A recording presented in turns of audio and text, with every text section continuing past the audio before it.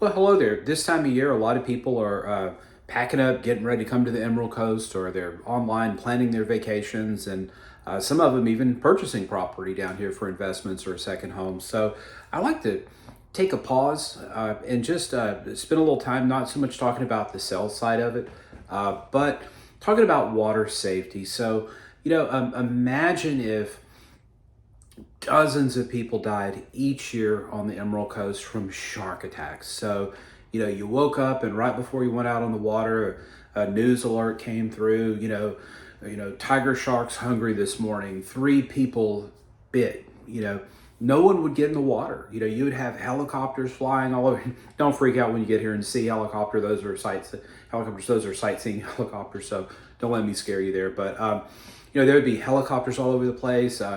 The only thing that we get in the water would be the seashells, and we would just be sitting on the beach sun tanning and, thanking our good fortunes that, we didn't get to meet our maker on vacation. So, there would be a moral outcry and, we would take all these actions to protect ourselves from these TV creatures and whatnot. What if I were to tell you, though, there is a threat out there and it's not necessarily marine life, but the water itself. Each year, dozens of people drown or come close to drowning on our beaches, and we don't want that to happen. One, it's bad for the area, but two, just from a humanistic standpoint, we want our people to enjoy the time on the beach, be safe, go home, tell their friends, and then come back next year. So we want you to stick around. So let me just give you a couple of tips. Actually, I think there's 5 or 6 here. So let's go through this. They're all important. The first one, just Google when you have some time, Riptide, Florida.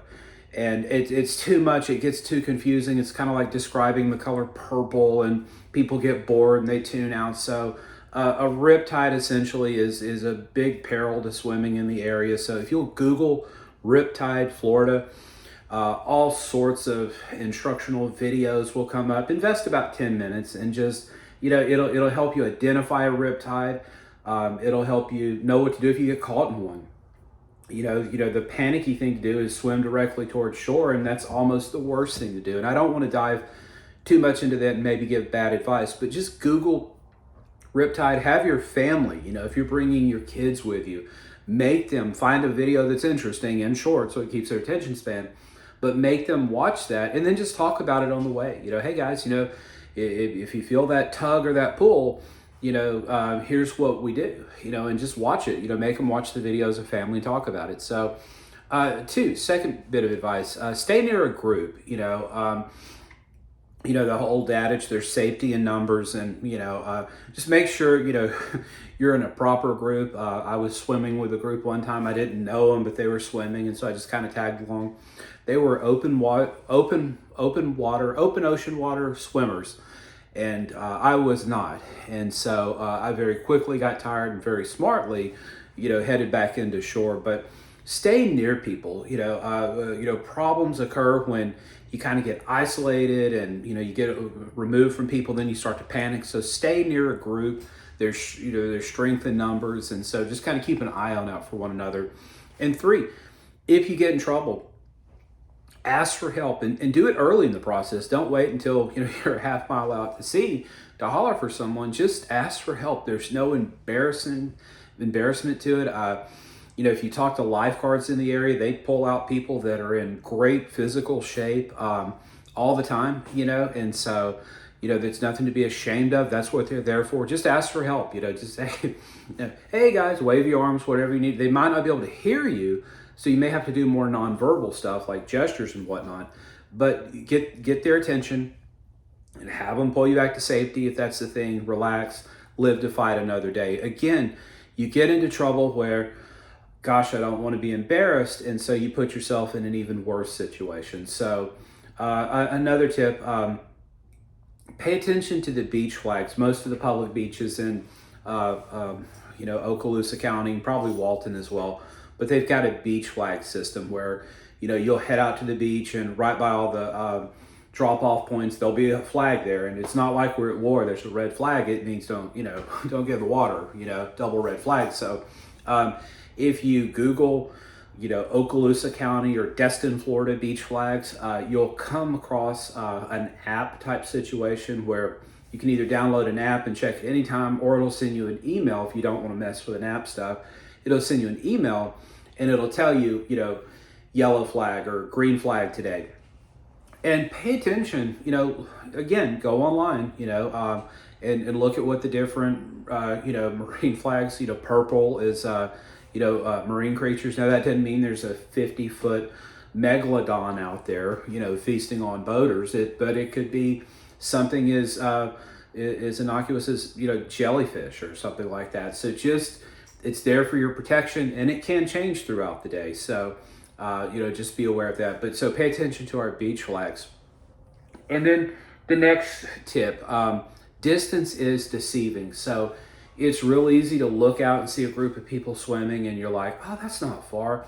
Second sandbar, I mean, my goodness, that's just right there. Well, it's not. And so what you have to remember is, when you're out there swimming, you're like a pilot in an airplane. You don't just need to, have enough gas or energy to get out there where you're going. You've got to have enough gas to get out there, get where you're going, and then come back. And if you've been around pilots, they tell you they always factor in a reserve element as well. So, if it takes 100 gallons of aviation fuel to get you from Houston to San Antonio, you wouldn't look at that needle and see 101 gallons and be happy. You would want 115, 120 gallons, something, some margin of error in there.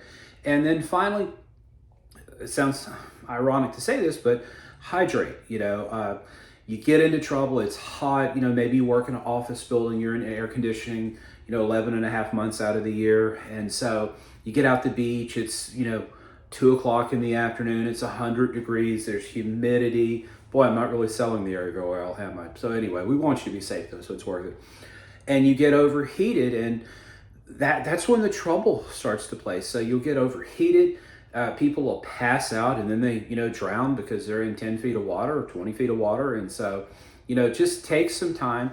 And it's just like applying the sunscreen. You don't just put the sunscreen on once at 7:30 in the morning and then don't do it again till day before you leave vacation. You put the sunscreen on at 7:30, maybe around 10 or whatever the directions say. You do like another round of it. Well, it's the same with the water. Just ever so often, get you some water, get you some Powerade, Gatorade, whatever you want. Eat a little snack or something. Take breaks. Get out of the sun. There's there's a lot of those beach umbrellas. Get under one of those.